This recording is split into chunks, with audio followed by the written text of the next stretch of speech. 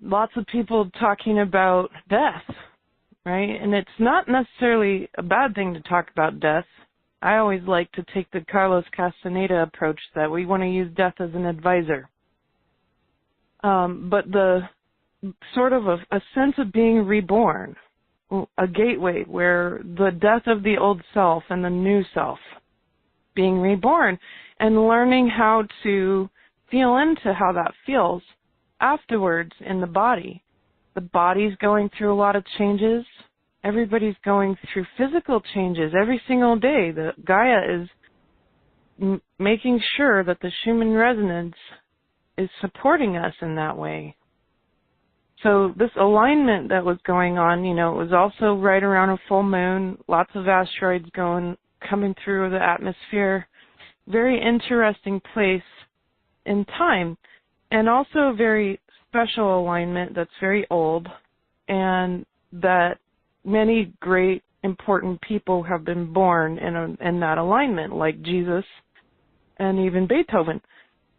So galactically, the alignment that happened for solstice helped us make this big shift. So I want to tell you what I saw, but I want to reiterate something too. Last year, during winter solstice, when I did a call with my teacher, Lucia, and my friend, Jana, we were talking about what we were perceiving that happened. Not everyone agreed exactly with what we saw. See, that's the thing, is on a solstice event like that, everybody's going to see something different, and that's okay.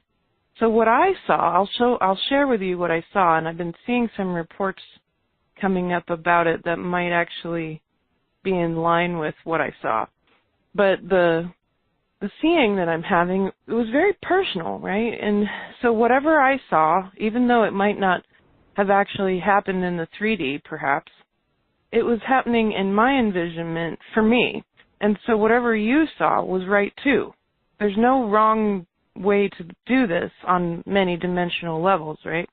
Because at every dimension, there's all possibilities available. So for me, I was pulled into meditation about an hour before solstice, like pulled in, didn't have a choice.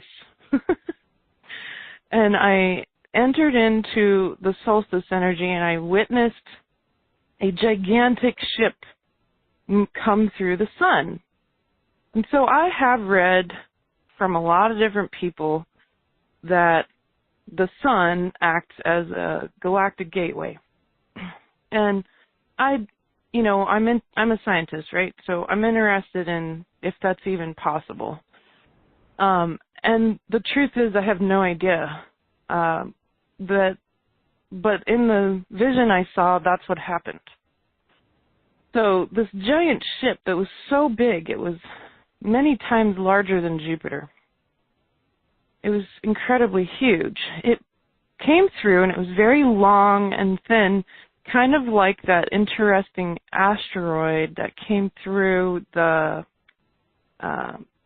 through our system here, that came from no one really knows where, deep space, and they named it a cool Hawaiian name. You guys probably remember what I'm talking about. It was a really long, thin, sort of cigar-shaped asteroid, very strange looking. Well, this was like that, except way bigger. Obviously, way larger, many times the size of Jupiter. And it came through the sun, and then it stopped between the Earth and the sun, and it suddenly transformed. It changed into what looked like a second sun to me. But there was sort of like these vague reflections of many suns. And I wasn't even sure if it was a second sun. It was a spherical energy. Could be sort of this new Earth, perhaps, in a different dimension. I don't know. Anyhow, what ended up happening was that the Earth was pulled through the second sun. And when it got pulled through, I could feel waves, giant waves of energy moving across the Earth. And I could also hear it. It was very loud, and I've had a lot of other people report that they heard very strange, loud noises as well, because it was a choice point, right? We were being asked to choose. Are you going to choose New Earth and the timeline where human beings become sovereign again or not? Straightforward choice. And in that choice, of course, I chose New Earth.